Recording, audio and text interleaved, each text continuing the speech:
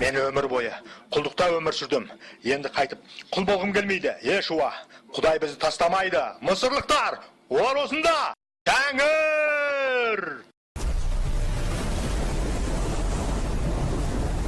Соңымнан еріңдер. Маған Мұса керек. Жаратқан ие бізді құлдықтан құтқарды. Шуа, міне бұл біздің жаңа заңымыз. Ыбырайымның түсі біздің болашағымыз жайында екен ғой. Сен, Шуа, біздің халықтың болашағы. Сен Ыбырайымға әрі оның жұлдыздай самсап көбейген ұрпағына уәде еткенді алуға тиістісің. Киелі кітап. Арада 40 жыл өтті. О, жаратқан ие, мен Мұсамен бірге болып, ол келісім сандығын алған кезде, мен таңдалған халқыңмен жасаған келісіміңнің куәсі болдым. Көмектес маған осынау халықтың басын қосып, әрі өзіңнің уәде етілген жеріңе барлығымды аман есен жеткізуге. Шуа!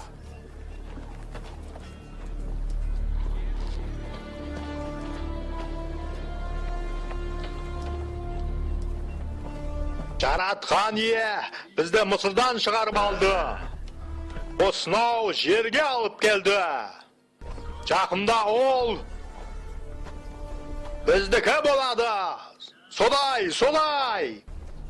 Жүріңдер.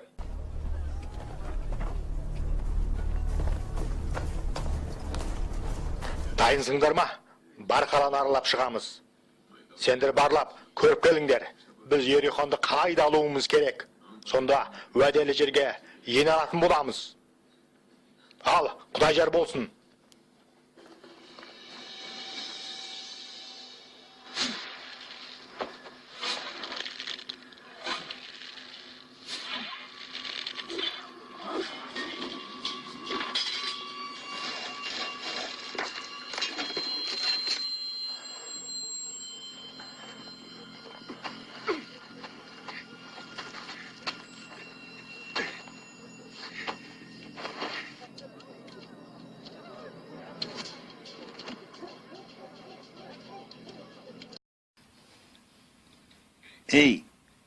Суды тек күндіз ғана алыңдар. Израильдіктер кез келген уақытта шабуылдауы мүмкін. Рахаб, кішкентай сұлуым менің. Түнделетім мұнда не істеп жүрсің?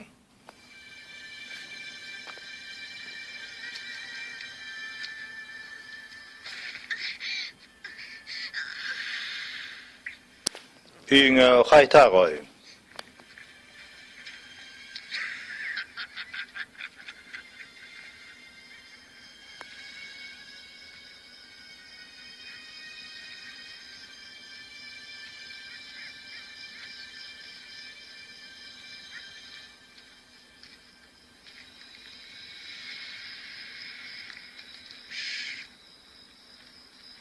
Мұнда тыңшылар жүр. Тезірек мұнда келіңдер. Қаштық. Израильдіктер.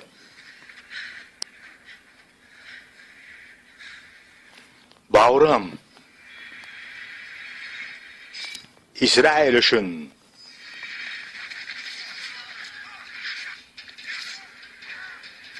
Ұстаңдар оларды.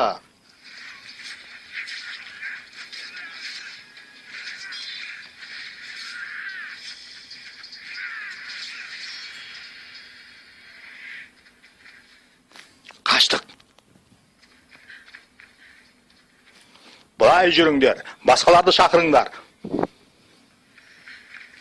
Қалайда жасығыну керек. Тығыл.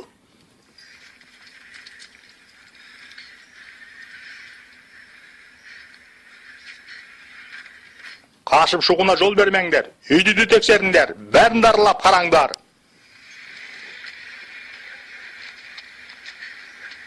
Былай жүр. Бәріңде үйлеріңе тарқаңдар.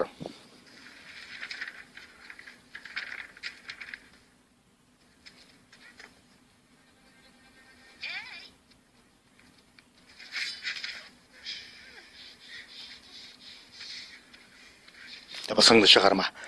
Біз ешкімге тиіспейміз.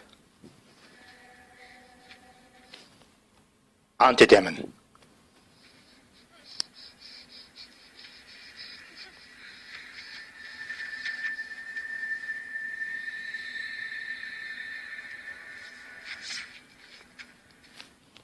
Сендер Израильдіксіңдер ме? Біз жайлы естіп пе едің? Сендердің құдайларыңа жел де бағынады, теңіз де бағынады. Ол бізді құлдықтан құтқарды. Біз тыңдалғандармыз. Сендерден бар Ерихон қорқады. Сондай құдайы бармен қалай шайқасуға болады өзі? Ашыңдар! Ашыңдар есікті! Ашыңдар кәне! Өзге шығар жел бар ма? Көмектес, сонда саған тиіспейді. Кете беріңдер. Мен оларды бөгей тұрамын. Ашыңдар! Бізбен жүр. Жоқ, менің жанұям бар.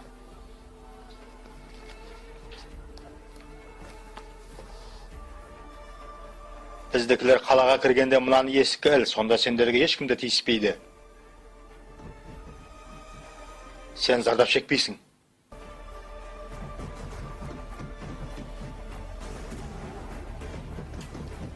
Осында күт.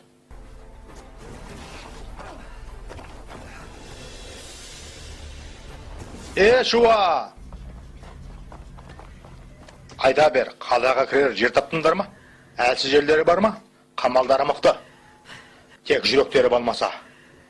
Шуа, ондағы бір ел қала жаратқан иенің қолында дейді.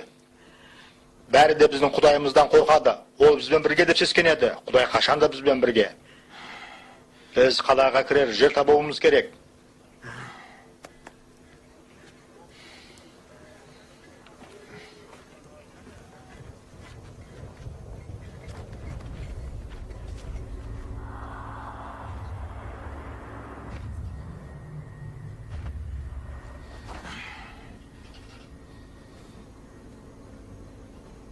Тәңір, мен құл болып жүргенде маған құш құдіретіңмен сүйіспеншілік көрсеттің. Сен маған жаңа өмір бердің. Біздің шегінгенімізді қалайсың ба?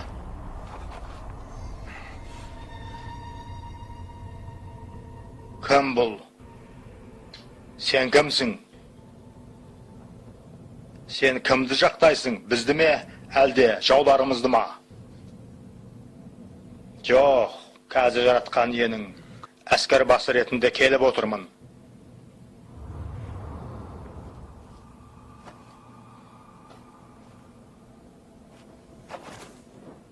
Ием, мендей пендеңізге не бұйырасыз? Аяқ киіміңді шеш.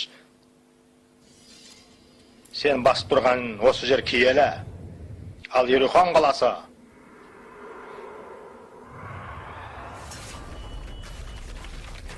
Израильдіктерге болады тас бекітілді. Ешкім қалаға кірмейтін, ешкім қаладан шықпайтын болады.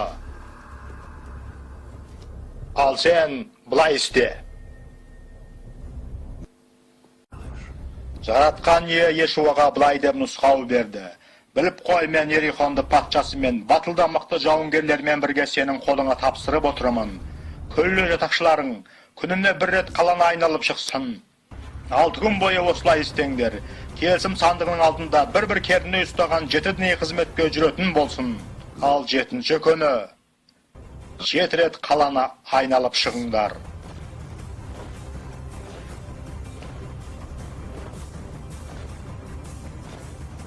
Әрі діни қызметкерлер кернейлерін тартып жүрсін. Сонда діни қызметкерлер кернейлерді бір рет ұзақ тартқанда бүкіл халық ұрандап қатты айқай салсын.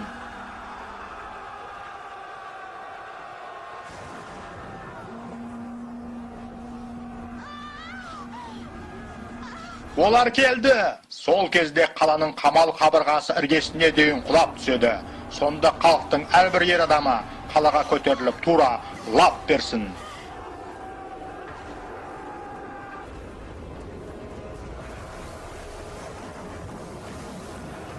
Әлемді шынында да жасайтын Құдай.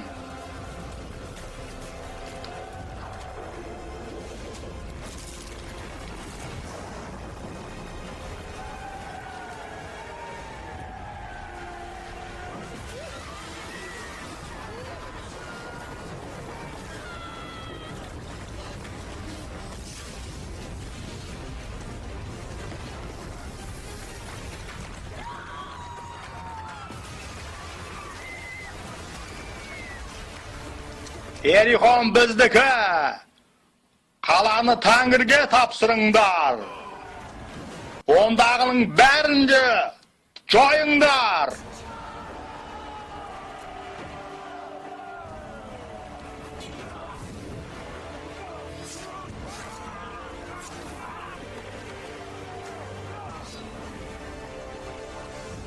Тек Рахаб пен оның үйші туыстары ғана құтқарыла алады.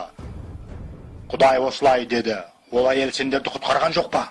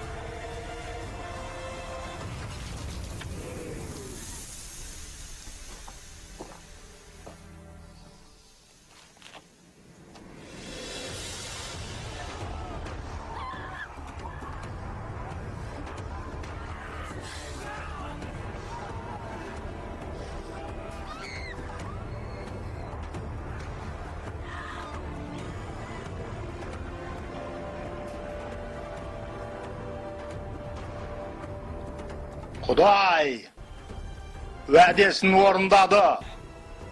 Егер де Құдайға мойынсынатын болса, мүмкін емес, еш нәрсе де болмайды.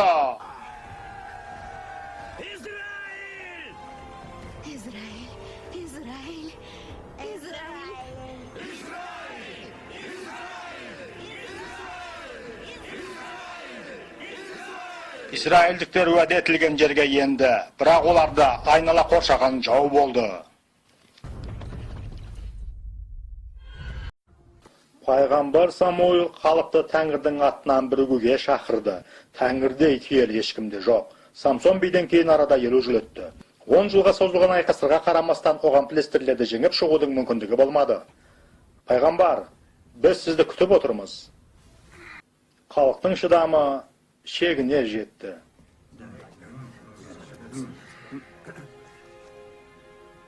Сендерді осынша малаңдататын не мәселе?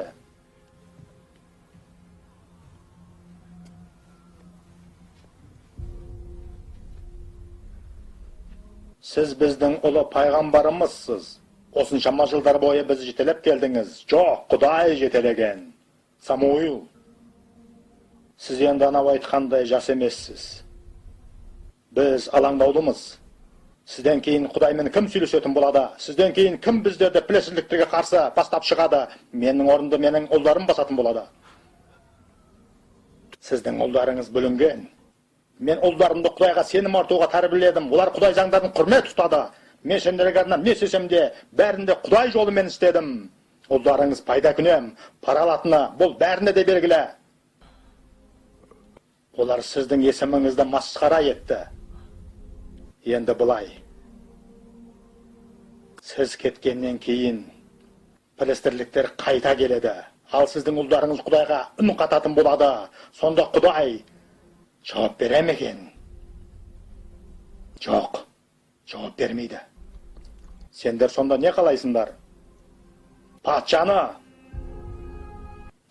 қалаймыз өзге халықтардікіндей. Сендер олардың патшаларын не істейтінін жақсы білесіңдер ғой. Олар адамдарды бодан етіп қол астындағыларға билік жүргізеді ғой. Өйткені ол патшаларды Тәңір таңдамаған. Оларды тап өзіңіздей пайғамбар майламаған. Сендер өзіміздің Құдайдан бас тартасыңдар ма? Ол бізге осы жерде уәде етті. Бұл Құдайдың патшалығы.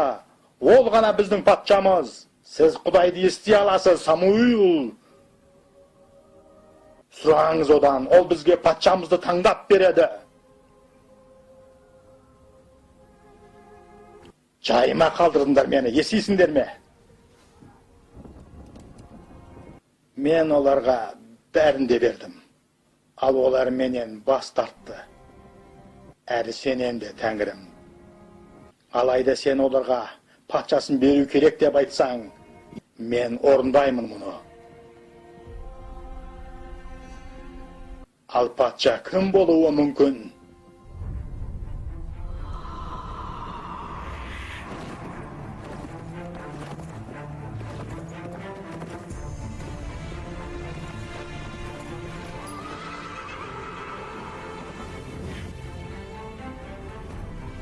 Көріп тұрмын. Бұл мен емес екенмін.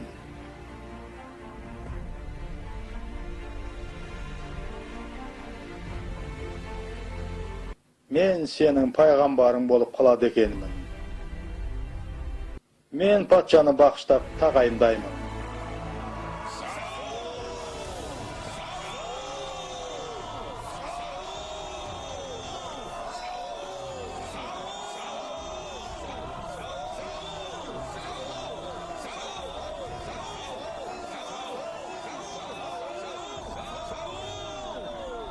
Саул, әділ билеп, данышпандықпен басқар, Құдайдың заңы бойынша. Майлаймын сені, Израильдің тұңғыш патшасы.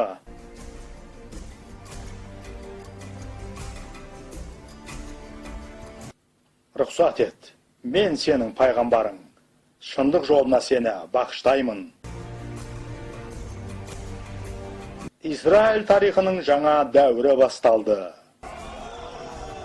Пайғамбарлар мен патшалар заманы басталды. Оларға бірігуге тура келді, уәде етілген жерді қорғау үшін.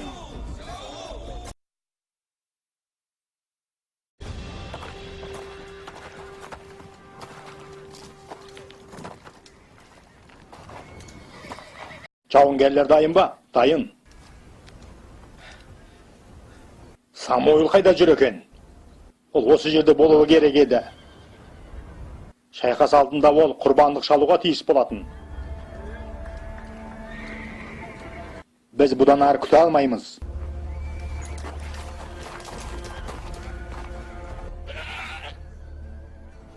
Саул, Құдай кешірсін сені. Самуил, сен қайда болдың? Біз сені 7 күн күттік. 7 күн бойы. Менің жауынгерлерім қашып кетіп жатыр. Сен патшалығыңды басқар, ал құдайлық істі маған қалдыр. Сенің құрбандығыңды Құдай менікінен жоғары бағалайды деп ойлайсың ба, Самуил? Тәңір бәрінде, әр айналадағыларында жойсын деп бұйырды.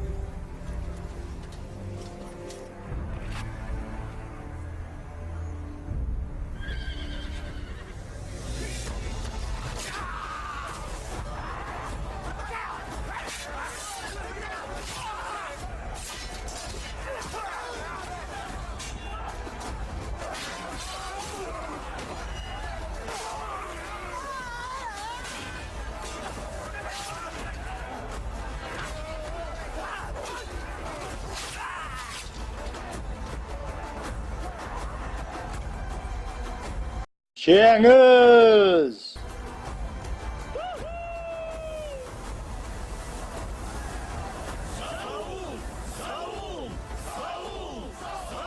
Құдай менімен бірге! Саул бәрінде құрбан етудің орнына әскерлеріне қолға түскенде олжалауға рұқсат берді. Бәрі де түсінікті емес пе? Құдай саған жай ғана бұйрық берді. Бәрі де жойылсын деген. Біз бәрінде орындадық қой. Онда неге менің құлағым малдың маңырағанын, сиырдың мөңірегенін естіп тұр? Өлгендер еңіреп жылайтын ба еді? Сонда бұл кім? Мынау Құдайға сепмейтіндердің патшасы ма? Ол кейінірек өлім құшатын болады. Құдай аяушылық таныт дегенде, сен аяушылық танытасың, ал өлтір дегенде. Самуил! Я, сен біздің пайғамбарымызсың, бірақ мен сенің үстіңнен қарайтын патшамын. Құдай не берсе, соны қайтып алады. Бұл Құдайдың сөзі ме, әлде сенікі ме? Сенің ұрпағың әлде 1000 жыл билейтін еді. Алайда Құдай сенен бүгін бас тартты. Тағы қандай жаңалығың бар?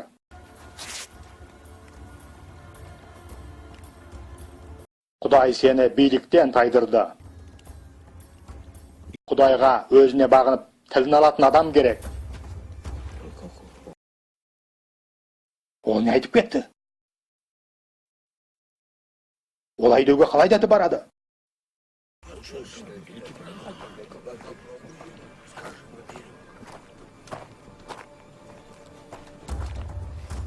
Шарап әкел. Я, тақсыр. Айтқанымды естідің бе? Шарап әкел. Я, тақсыр. Сірә мен асыққан шығармын. Мен қалайда кешірім сұрауға тиістімін.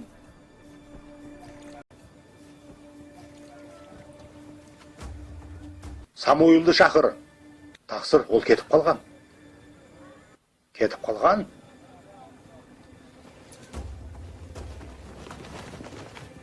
Самуил!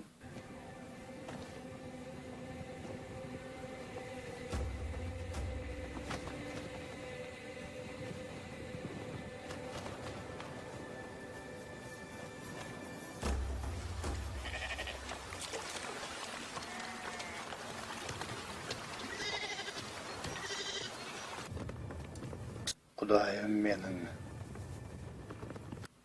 Мен саған қызмет етіп жүрмін деп ойладым. Өзіміздің жер үшін соғысып жүріп, сенің патшалығыңды құрып.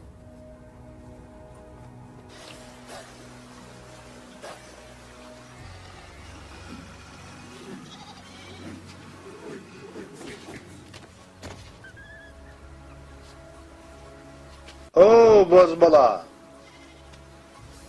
Атың кім сенің? Мен Дәуітпін. Менің атым Дәуіт. Саул өз халқына ұнамдыны істеймін деп Құдайды ашуландырды. Енді Құдай өз пайғамбары Самуилге жаңа патшаны іздеп табуға бұйырды.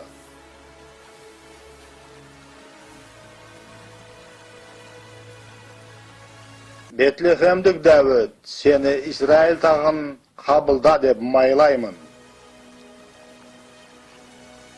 Қазіргі патша Саул өлгеннен кейін.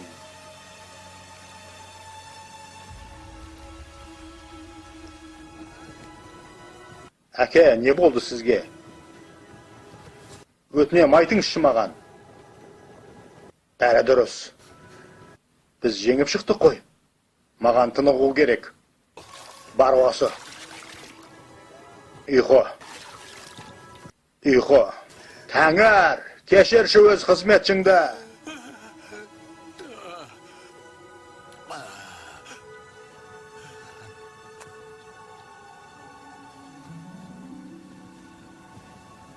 Уақыт өте келе Дәуіт Саулдың сарайына енуге мүмкіндік алды. Болашақ патша.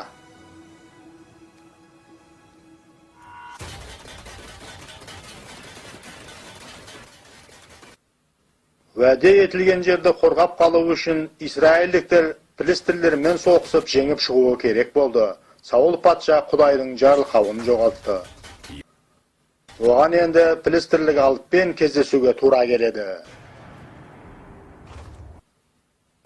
Бұл Голиат болатын.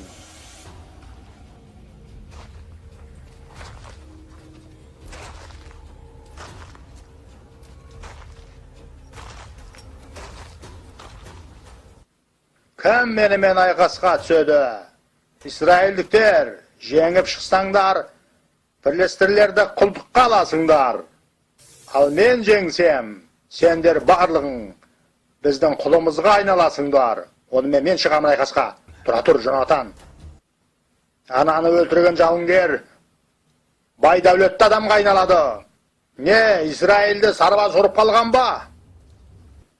Міне саған таңдалған халық. Мен шығамын. Дәуіт, сен сарбаз емес, сен жай қойшы емессің бе? Я, мен қойшымын. Мен отарды қорғадым, мені Құдай қорғайды. Сендердің сенімдерің қайда? Senlerden Kudayların kayda? Men öldürem onu. Bunu al onda.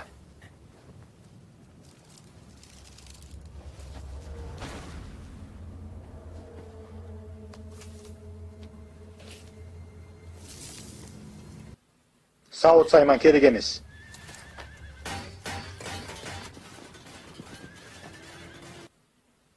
Tapqarаңғы şat qalda жүrsем de men korkpаймын ешбір қауіп-қатерден. Себеп өзің менің қасымдасың, жігер береді сойлың мен таяғың. Сәйтін майын өзің басыма құйдың, ыдысым менің нық толы. Рақымың мені жетелейтін болады әрбір күні бүкіл өмірімде.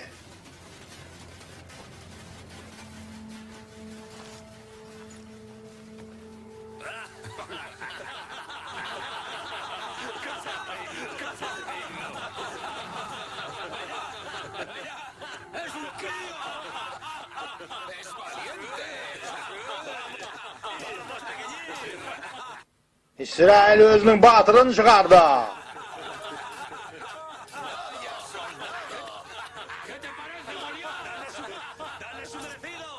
Menin vaqtımdı tepke шығындама bala. Sağan ölüg әлі ерте. Men ayqasamын seni men.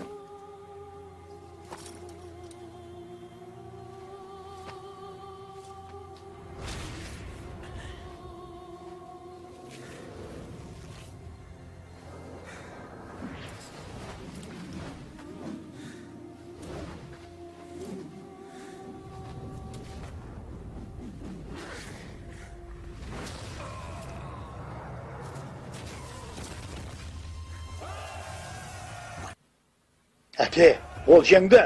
Дәуіт жеңді.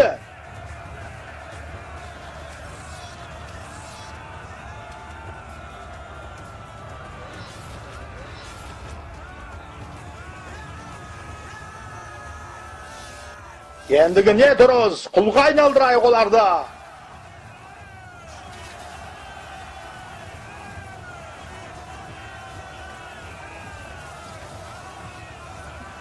Дәуіт! Патшағызам, қойшының киіміндегі қасқырым менің. Сен менің патшалығымды құтқарып қалдың, кішкентай сарбаз. Менімен жүр, бауырым.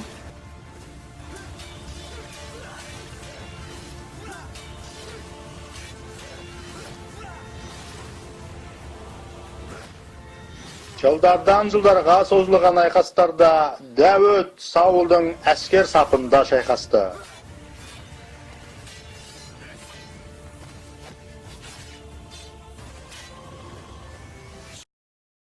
Ол нағыз сарбаз атанып, көсем батырға айналды. Бірінші бөлімнің соңы.